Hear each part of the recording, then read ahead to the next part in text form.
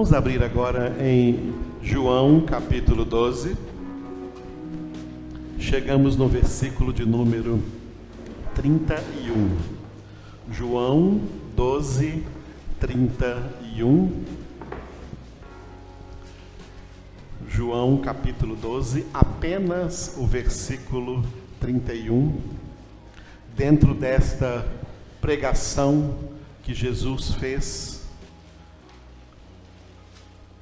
na mesma semana em que ele já iria morrer na cruz em nosso lugar, já no finzinho do seu ministério, quando ele entrou em Jerusalém pela última vez, o povo cantando Hosana, bendito que vem em nome do Senhor. Jesus fez ali duas pregações. Nós estamos na primeira, a primeira pregação de Jesus. Cada coisa que ele disse aí foi muito importante. E hoje vamos ficar com isso que ele falou e que ficou escrito aí no versículo de número 31. Jesus disse: chegou o momento de ser julgado este mundo, e agora o seu príncipe será expulso. Repitam. Chegou o momento de ser julgado este mundo, e agora o seu príncipe será expulso. Glória a Deus. Aleluia. Chegou o momento de ser julgado este mundo. A palavra de Deus declara que uma das coisas que ela mesma decreta e que é muito forte é o juízo de Deus. Deus é justo. Deus é justo? Deus é justo. Não é porque Deus é justo que ele é famoso hoje. A fama de Deus hoje é mais porque Deus é amor. É aí que todo mundo quer se segurar, no fato de que Deus é amor. E pensando que Deus é amor, a mente e o coração corrupto dos homens pensa que porque Deus é amor, eles podem aprontar à vontade até o fim da vida, porque Deus é amor. No final vai perdoar. Quem pensa assim está em queda espiritual. Deus não nos manda pensar assim. A palavra de Deus não nos guia a pensar assim. Em primeiro lugar, porque esse amor de Deus que as pessoas têm preconizado por aí afora, para usar esse amor de Deus como desculpa para pecar à vontade, esse amor aí não é de Deus, não. Deus não é esse amor aí. Hebreus capítulo 12 tem uma lição ali muito grande, que declara que o amor de Deus é amor que corrige, é amor que disciplina. O amor de Deus não é amor que faz vista grossa para o pecado do homem, não. O amor de Deus é um amor que age no sentido de disciplinar, no sentido de corrigir e também no sentido de castigar. 1 Coríntios capítulo 3, que é o texto que é o auge da doutrina bíblica do amor, que é um desses atributos comunicáveis de Deus, o amor. Deus verdadeiramente é amor, mas está escrito ali em 1 Coríntios 13 que ele é amor que não se alegra com a injustiça, mas que se rejubila com a verdade. O que é injustiça naquele texto? Injustiça é pecado. Não fica pensando que Deus fica muito alegre, porque são todos pecadores, mas o amor dele vai perdoá-los. Não, Senhor, não vai não. Essa pregação por aí está errada. Essas ideias por aí estão erradas. Acima do amor de Deus está a justiça de Deus. Deus é justo. Diga, Deus é justo. Jesus não falou assim, ó, buscar em primeiro lugar o reino de Deus e o seu amor. Falou? Falou para buscar o quê? Em primeiro lugar o reino de Deus e a sua justiça.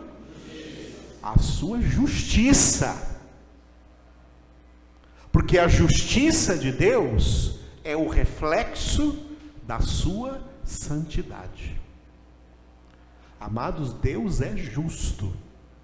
E a Bíblia ensina para nós o seguinte, que de Deus não se zomba. Com Deus não se brinca.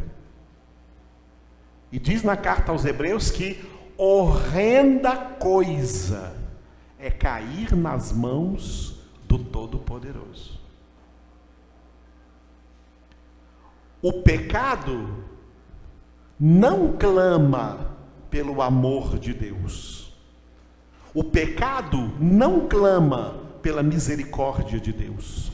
O pecado clama pela justiça de Deus. Deus enviou 2 anjos lá em Sodoma e Gomorra para dizer para aquelas 2 cidades que Deus amava eles demais? Foi essa a mensagem que aqueles 2 anjos, a palavra anjo significa mensageiros, foi essa a mensagem que aqueles anjos de Deus foram levar para Sodoma e Gomorra? Podem pecar à vontade, porque Deus ama vocês e vai perdoar vocês. Foi essa a mensagem?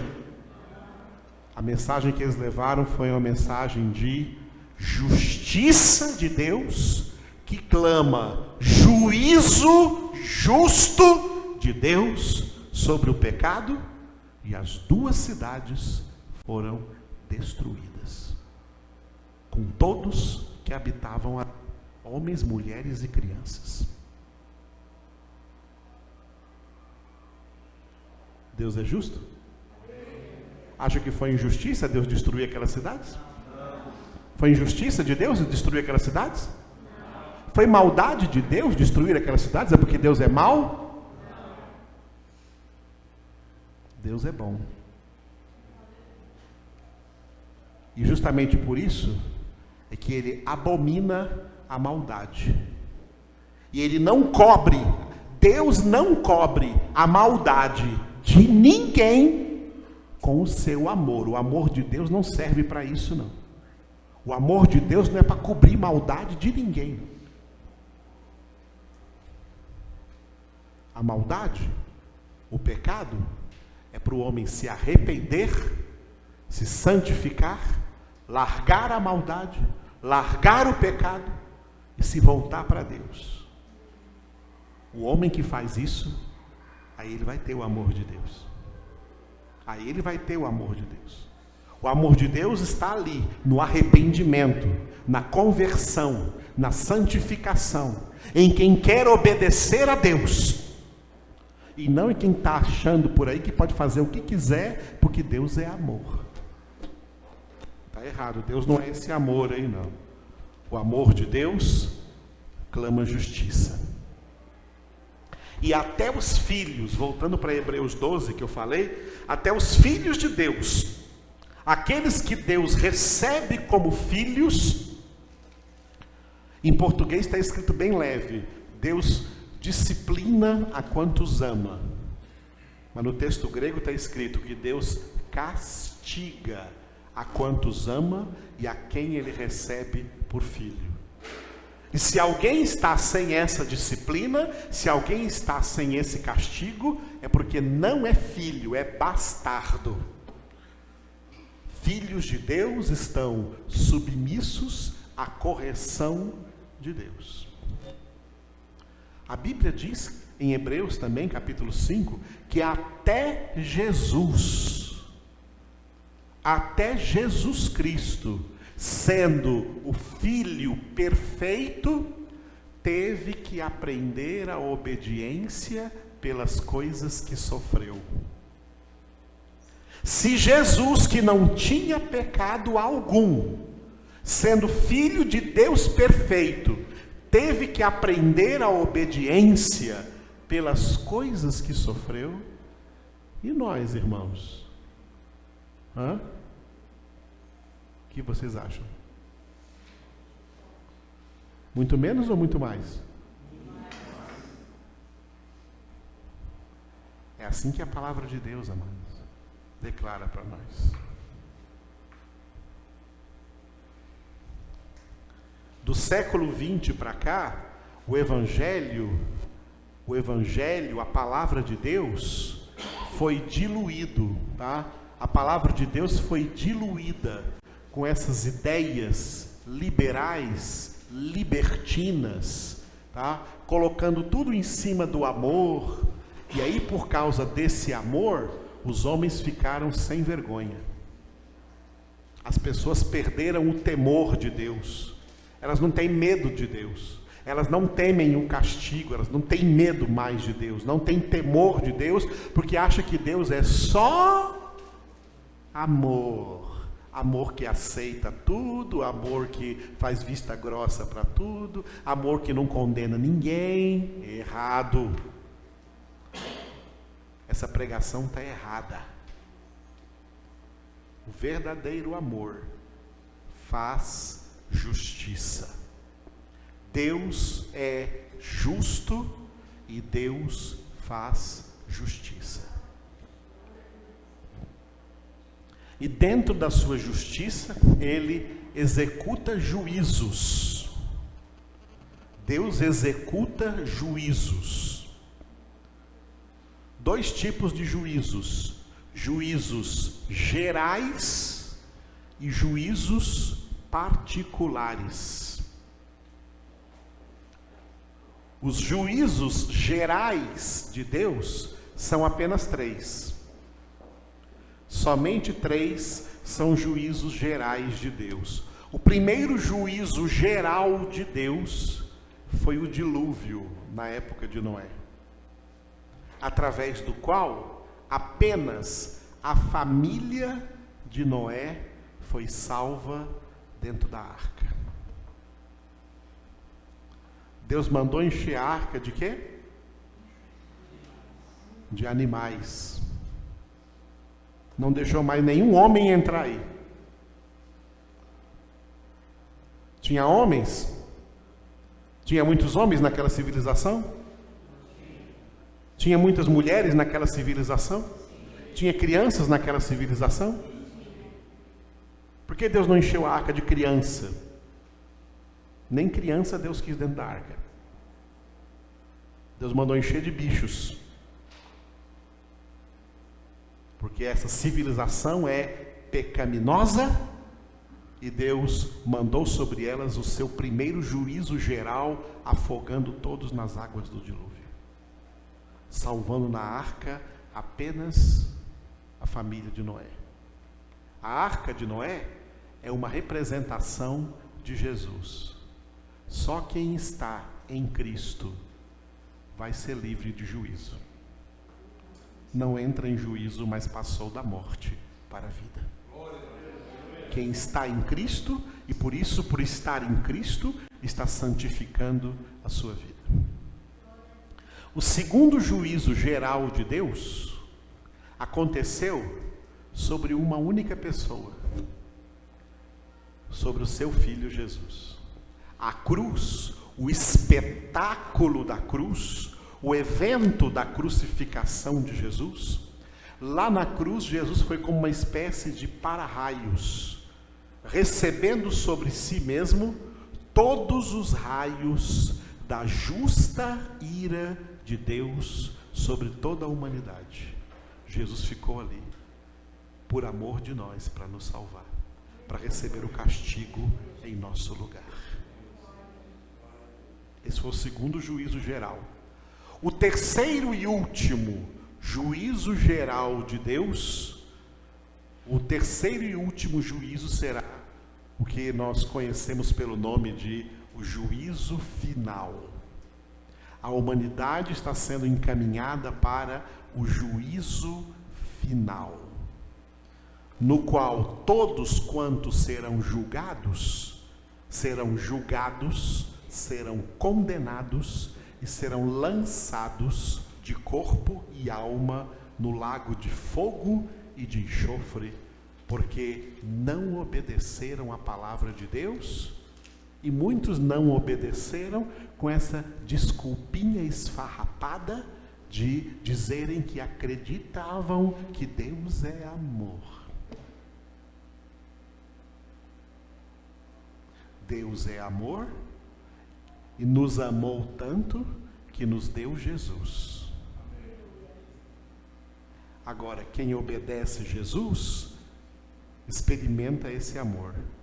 Quem não obedece Jesus, sobre ele permanece a ira de Deus. Tem amor não, é ira, irmãos. Sobre ele permanece a ira de Deus. Além desses 3 juízos gerais, Deus tem juízos particulares. Alguns desses juízos particulares podem ser chamados de juízos locais, quando a ira de Deus, a justa ira de Deus, se manifesta em algum local, como eu acabei de citar aqui 2 cidades, Sodoma e Gomorra. A ira de Deus caiu também sobre a cidade de Nínive, na época do profeta Naum, e ela também foi destruída. A ira de Deus caiu sobre a nação edomita, a nação de Edom, que ficava numa montanha, da onde dava para enxergar toda a nação de Israel, mas era uma nação corrupta e Deus destruiu toda aquela nação.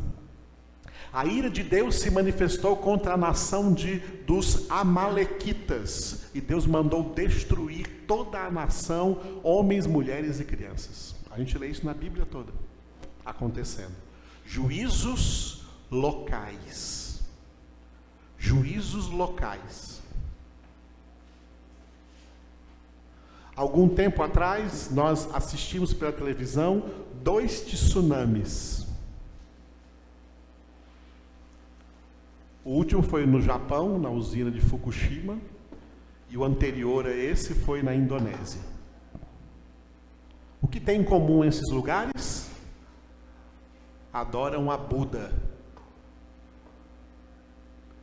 Onde a onda gigante chegou, derrubou uma estátua gigante de Buda na Indonésia. E o Buda não pôde fazer nada, porque tem olhos e não vê, tem ouvidos e não ouve, tem boca e não fala, tem mãos e não apalpa, tem pés e não andam, mas é adorado por todo mundo ali como se fosse um deus, no budismo. Não se brinca com Deus. A Síria foi varrida por causa dessa guerra com o Estado Islâmico. Por quê? Porque não existe Deus lá.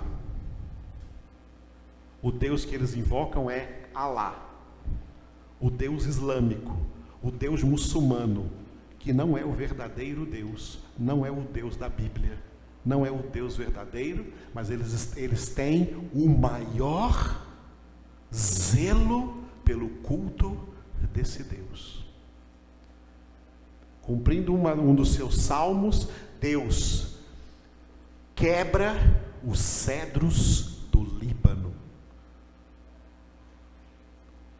faz a Síria pular como um cordeiro, como um carneiro,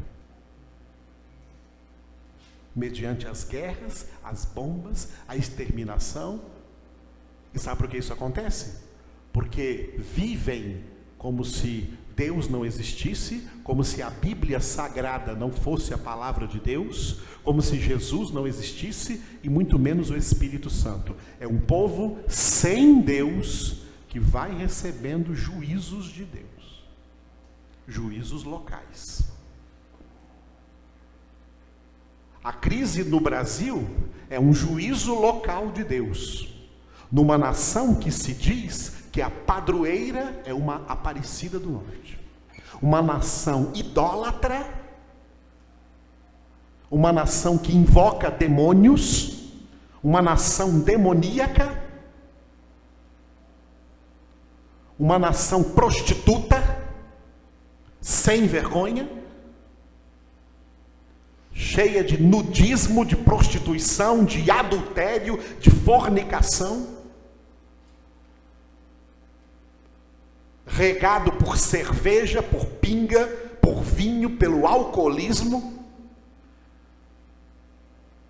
idolatram futebol, mulher pelada e cerveja. Essa é a fé que tem no Brasil. É isso que traz esse principado de padroeira. Aí pensa que estão sofrendo porque tiveram governos ruins. Estão sofrendo e não percebem que a mão de Deus pesa sobre uma nação injusta, corrupta, maligna, que odeia Deus, que odeia seu Filho Jesus, que odeia o Espírito Santo, que odeia o Evangelho, que odeia a sua palavra, ama a idolatria. Amados, a ira de Deus está agindo.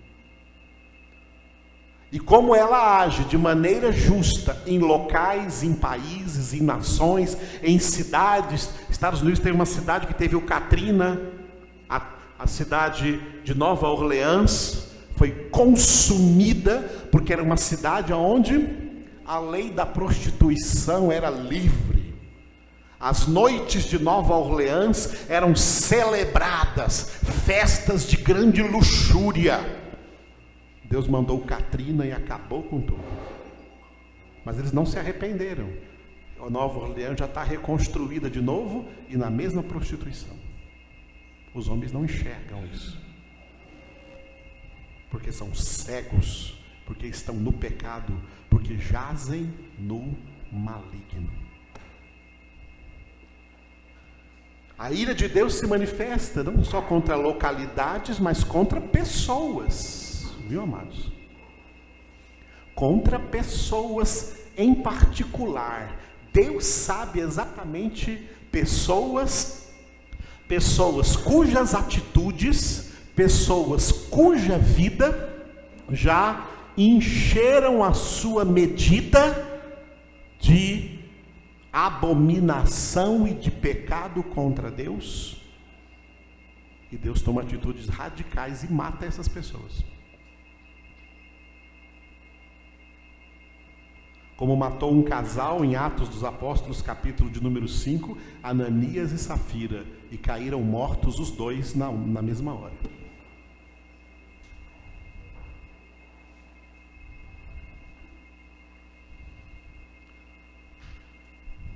É Deus que a todos dá a vida, e Deus tem o direito de tirar de quem Ele quiser. Irrita Deus para ver. Deus não é brincadeira. Deus é santo. Deus é santo. Deus é santo. E Ele abomina a iniquidade. Abomina o pecado. E a ordem que Ele dá para nós na sua palavra é: sede santos. Que bom que você está aqui ouvindo isso essa noite, porque não tem mais ninguém pregando isso por aí não. Viu?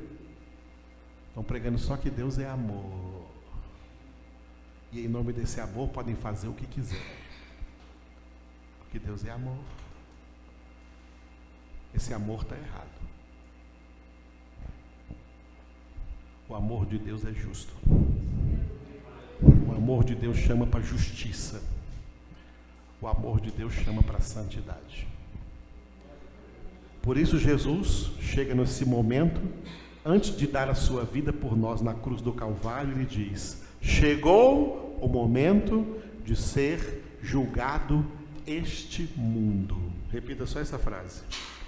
Chegou o momento de ser julgado este mundo. O julgamento do mundo, coloquei nessa frase aí com letra vermelha. O julgamento do mundo consiste no fato de os homens terem amado mais as trevas do que a luz. João 3,19. É o que está escrito em João 3,19. Amém? O julgamento é este. Está vendo aí o julgamento? O julgamento é este. 2 pontos. Tem 2 pontos aí na sua Bíblia? Na sua Bíblia tem 2 pontos? O julgamento é este. 2 pontos. Que a luz veio ao mundo e os homens amaram mais as trevas do que a luz, porque as suas obras eram más. Bem forte vocês.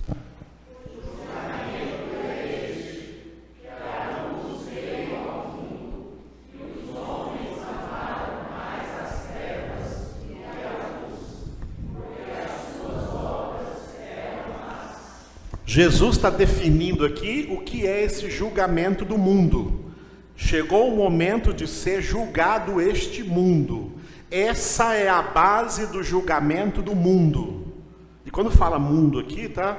Mundo aqui não é um mundo material, não, um mundo bonito que Deus criou as criaturas. O mundo aqui é a humanidade, o mundo aqui são os homens, tá? Chegou o momento de serem julgados os homens. Chegou o momento de ser julgada toda a humanidade. Deus olha para a terra e o que ele vê acontecendo na terra, ele enviou o seu filho Jesus, ele enviou a luz, ele enviou a sua palavra, mas os homens amaram e continuam amando mais as trevas do que a luz. Porque as suas obras são más. São más, são malignas, são egoístas, são egocêntricas, são interesseiras. O ser humano se tornou um ser rabugento por causa do pecado.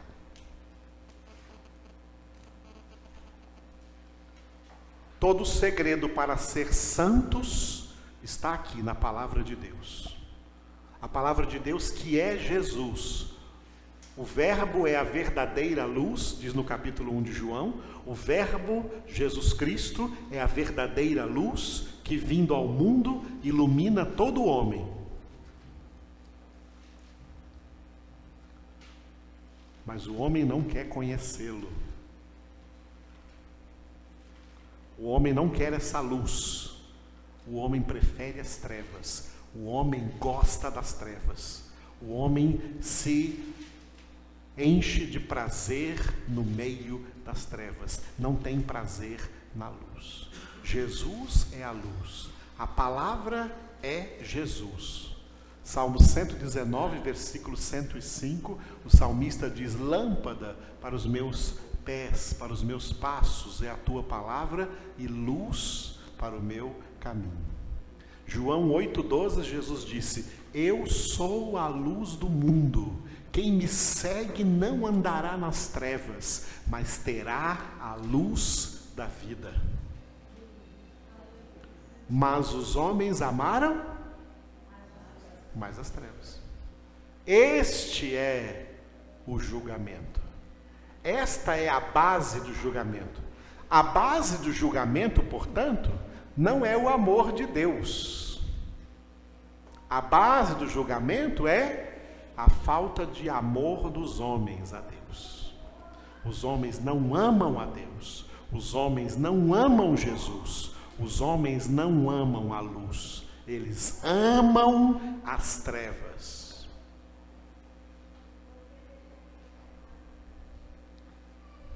Anos que eu venho na igreja, na nossa congregação, quando era no outro endereço, aqui também. Anos que a gente vem na igreja, para a congregação, sábado à noite. Vocês percebem quando vocês vêm para a igreja sábado à noite? Como é que estão os bares por aí? Como estão os bares? Os bares estão lotados. É uma congregação em avivamento constante.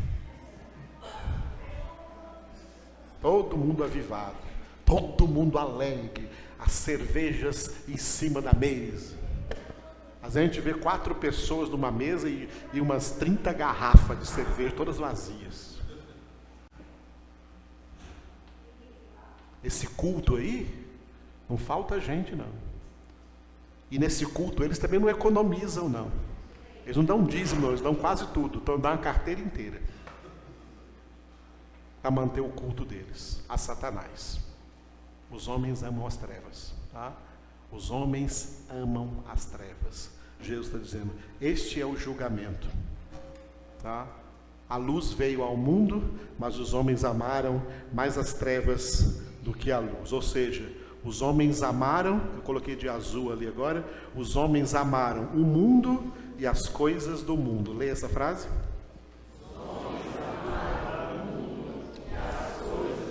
1 João, capítulo 2, de 15 a 17. 1 João 2, lá no fim da Bíblia, de 15, aliás, isso mesmo, de 15 a 17. Amém? Vamos ler juntos? São 3 versículos, vamos ler juntos. Não ameis o mundo, nem as coisas que há no mundo. Se alguém amar o mundo, o amor do Pai não está nele.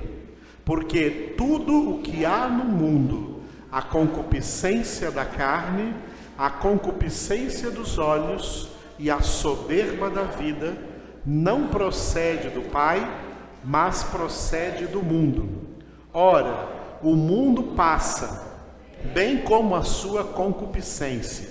Aquele, porém, que faz a vontade de Deus, permanece eternamente. Qual é a vontade de Deus? 1 Tessalonicenses 4:3. Estão lembrados? Esta é a vontade de Deus, a nossa santificação. Hebreus 12:14. Segui a paz com todos e a santificação, sem a qual ninguém verá o Senhor. A vontade de Deus é que nós sejamos santos. E não faremos essa vontade se amarmos o mundo e as coisas do mundo.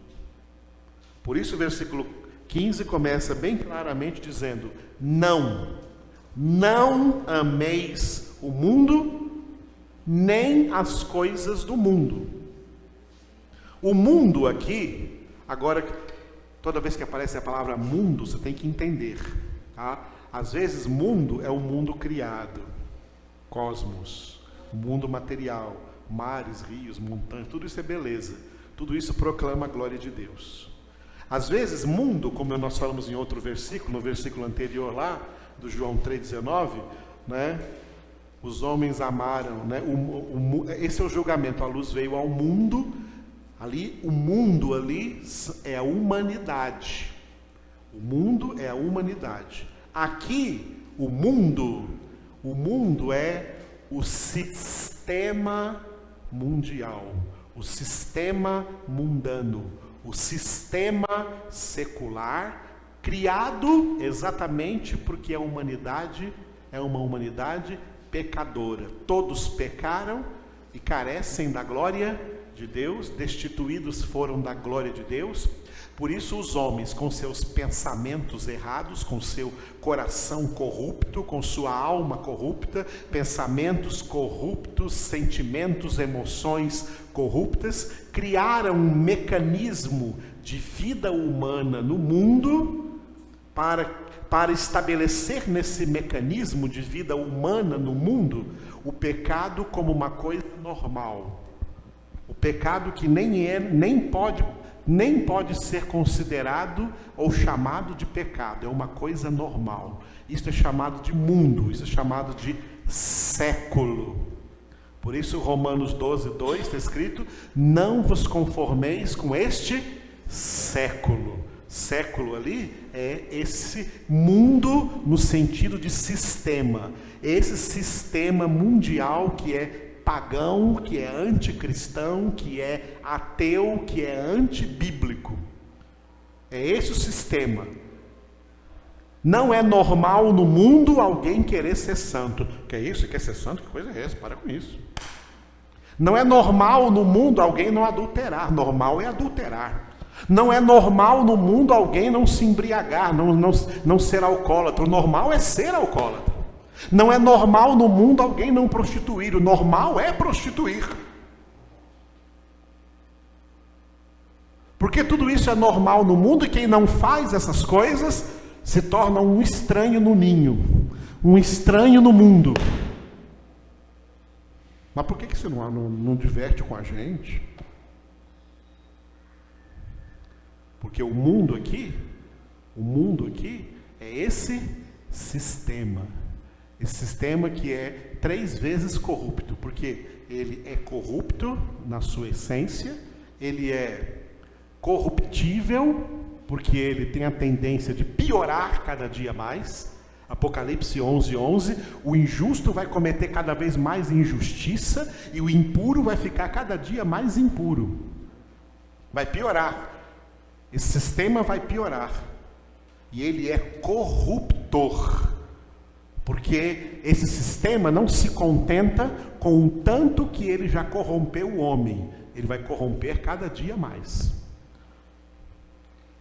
Hoje já tem crianças completamente corrompidas. O sistema do mundo já corrompeu a infantilidade, já corrompeu a adolescência, já corrompeu a juventude, já corrompeu a vida adulta, já corrompeu casamentos, já corrompeu família, já corrompeu idosos. Dá uma vergonha ver esses idosos aí, essa turma da terceira idade, o que eles estão buscando? Quando antigamente o idoso era alguém que tinha experiência de Deus, era chamado de ancião, porque era uma pessoa que já viveu muita coisa e conhece a Deus e é de Deus. Hoje são esses velhos, esses anciãos aí, uma cambada de gente ímpia, nojenta, sem vergonha.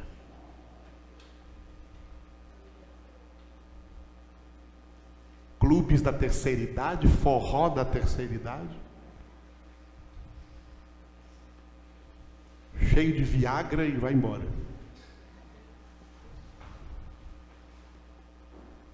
Isso é o mundo. Isso é o sistema do mundo. É um sistema diabólico. Por isso que Jesus diz que o diabo é o príncipe desse sistema. O diabo é o príncipe desse mundo. Por isso o mandamento de Deus para nós, seus filhos, é: não ameis o mundo.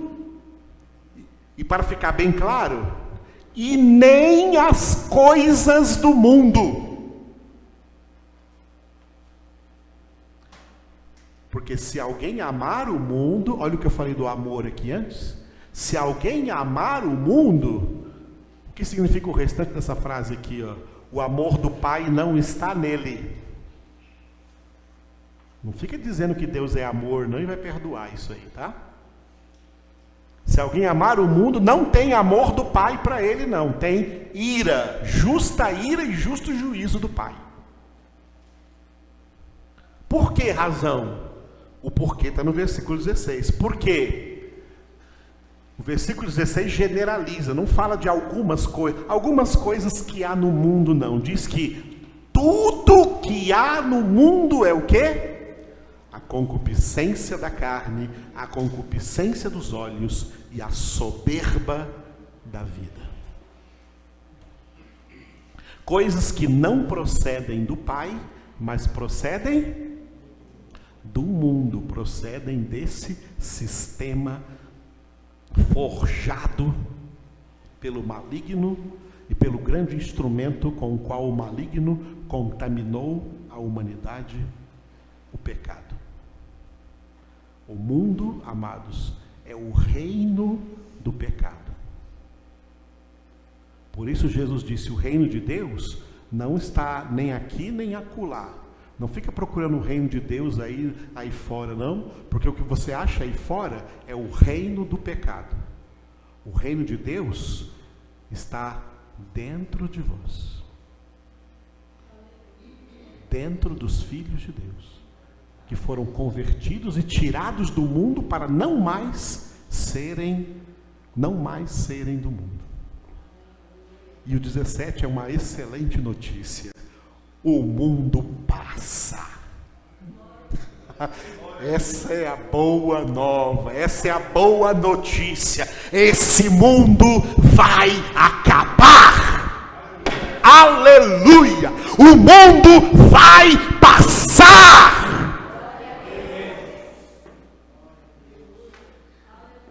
Mas o que faz a vontade de Deus permanece eternamente. É isso que Jesus estava sentindo quando ele disse: chegou o momento de ser julgado este mundo.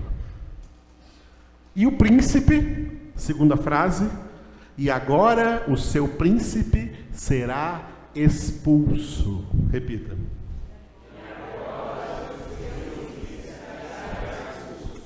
Aleluia. Glória a Deus. Eu coloquei ali embaixo 2 expulsões do diabo. Antes dessas 2 expulsões do diabo, que Jesus está dizendo agora o seu príncipe será expulso, antes dessas 2 expulsões do diabo, tem um tratamento especial que Jesus deu ao diabo e aos demônios, a esse império das trevas, a esses espíritos malignos, que são a razão do nosso combate. A nossa luta não é contra carne e sangue, diz Paulo em Efésios capítulo 6, mas contra principados e potestades do mal. Jesus fez uma coisa tremenda quando ele foi elevado na cruz do Calvário.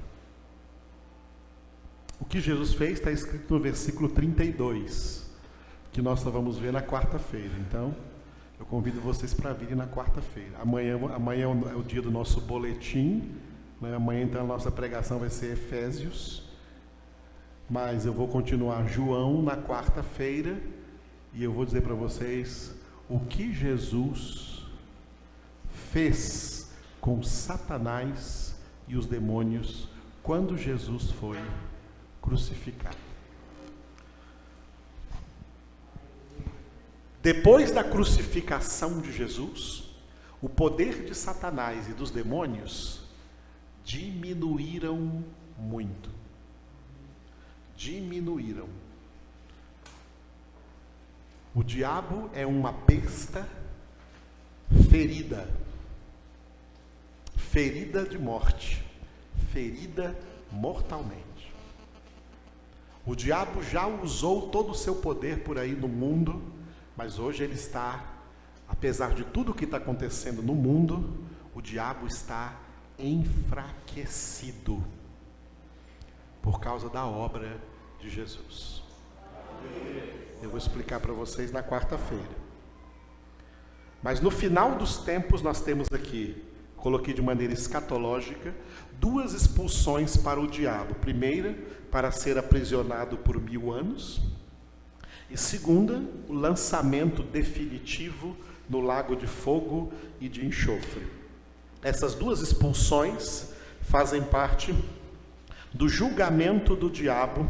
Ele já está julgado, como diz em João 16:11. Mas vamos ler primeiro então no Apocalipse, sempre no capítulo 20. Abram lá no final da sua Bíblia, Apocalipse, capítulo de número 20.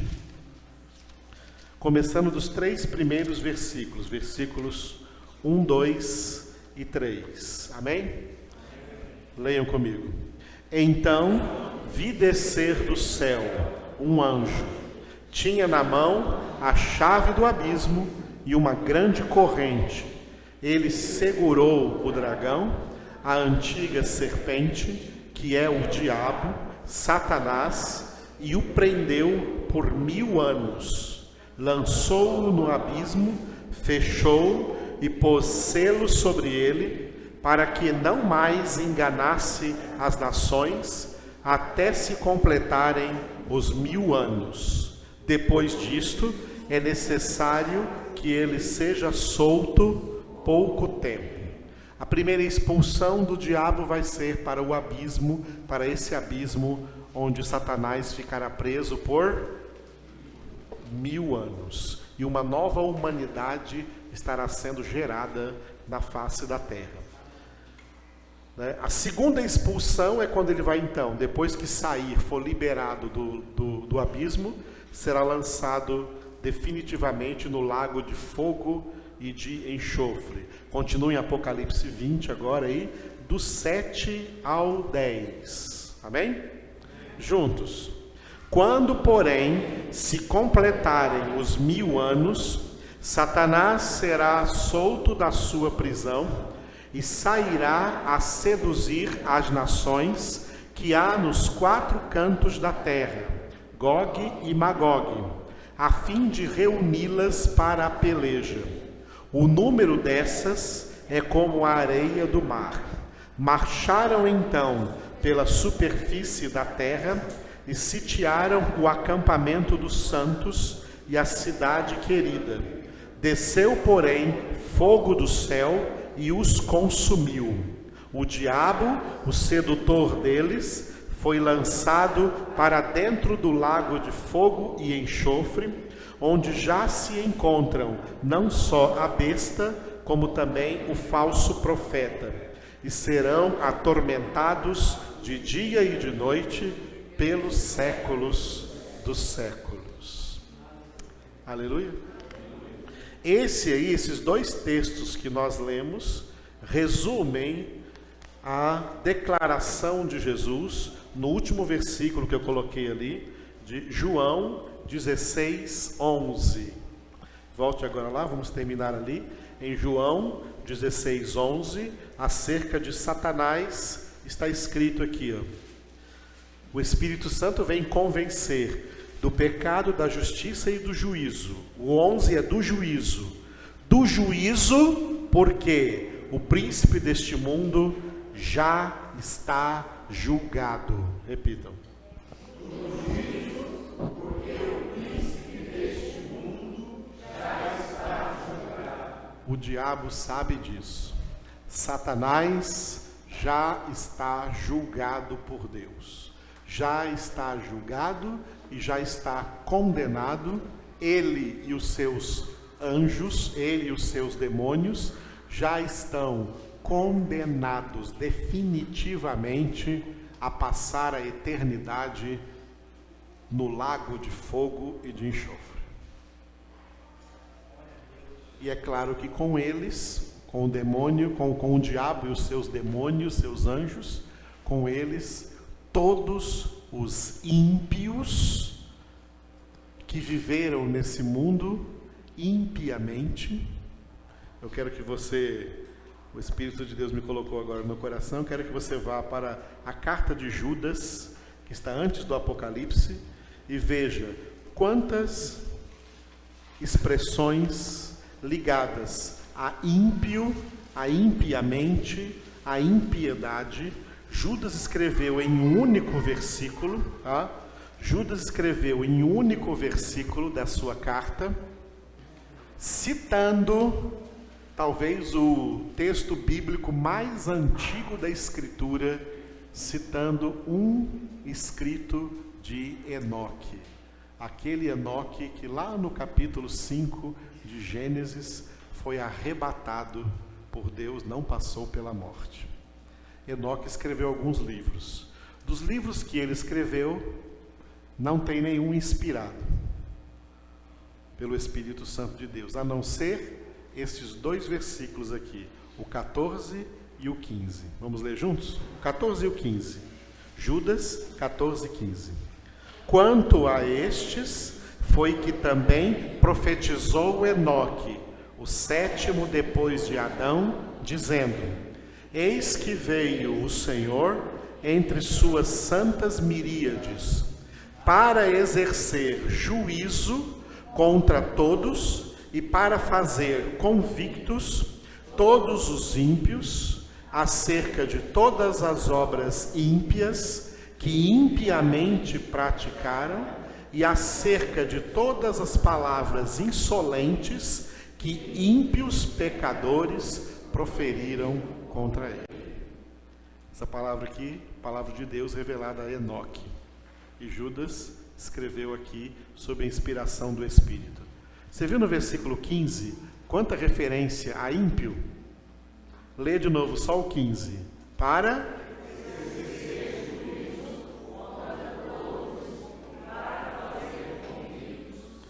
todos os ímpios, obras ímpias, impiamente praticaram,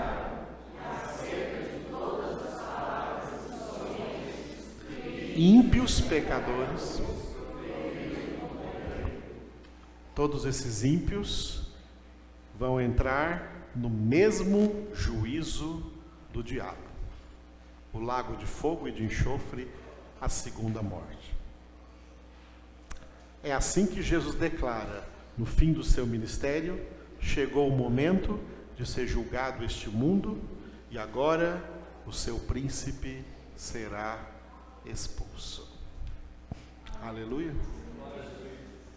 Os filhos de Deus se alegram,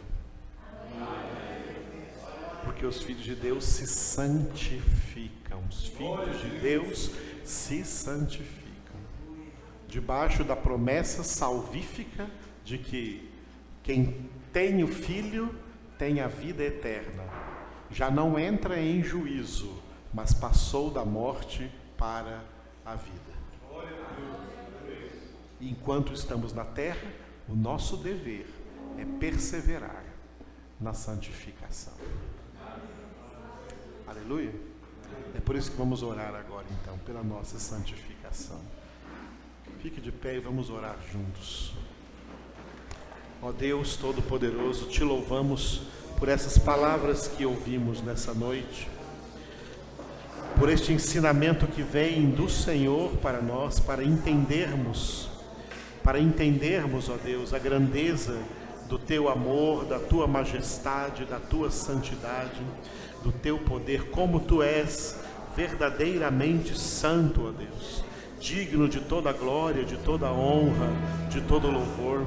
Santifica nossas vidas, santifica nossas almas, santifica nossos corações, santifica nosso interior, santifica nossos pensamentos, santifica nossos sentimentos, santifica as nossas ações.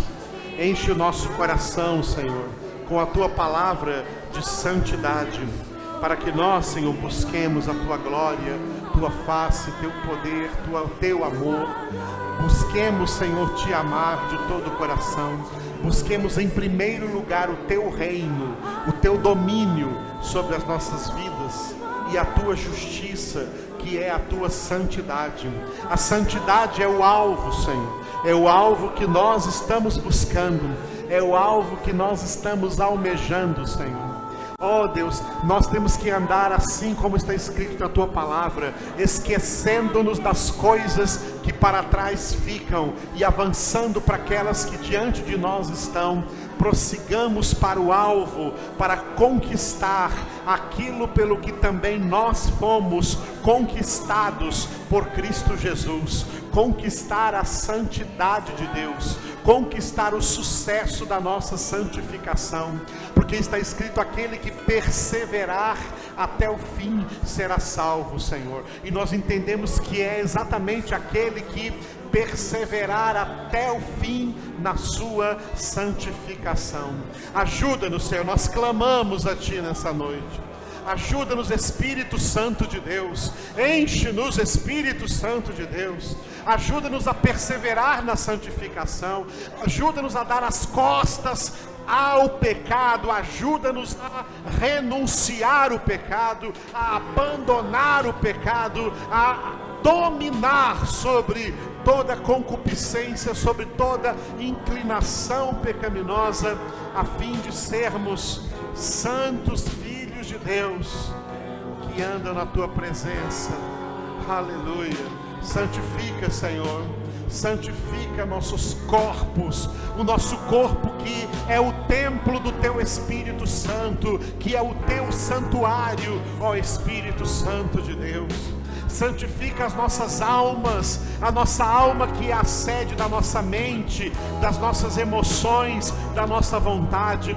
Senhor, ajuda-nos a transformar a nossa vida pela renovação da nossa mente, através do poderoso ministério da Tua Palavra, que nós tenhamos todo o nosso prazer na Tua Palavra e nela meditemos de dia e de noite, para que enquanto fazemos isso, ela renova a nossa mente, renova nossos pensamentos, tire os pensamentos carnais, tire os pensamentos humanos, tire os sofismas diabólicos e implanta a Tua verdade sobrenatural na nossa mente, Senhor. Renova nossas emoções, que nós tenhamos o mesmo sentimento que teve Cristo Jesus. Além de termos a mente de Cristo, tenhamos os mesmos sentimentos de Cristo Jesus e a mesma vontade do Senhor. Que a nossa vontade esteja centralizada na Tua vontade, ó Deus, ó Pai, que é a nossa santificação, a fim de que sejamos santos, como Tu és santo. Diga aleluia. Diga: Senhor Jesus, eu invoco o Teu nome. Eu quero ser santo, como Tu és santo. Quero ser obediente ao Pai, à Sua palavra, até o fim da minha vida, como o Senhor foi obediente em tudo, até a morte, e morte de cruz. Por isso eu invoco o Teu nome, Jesus. Que essa palavra, nessa noite, encha de urgência o meu coração na busca da minha salvação.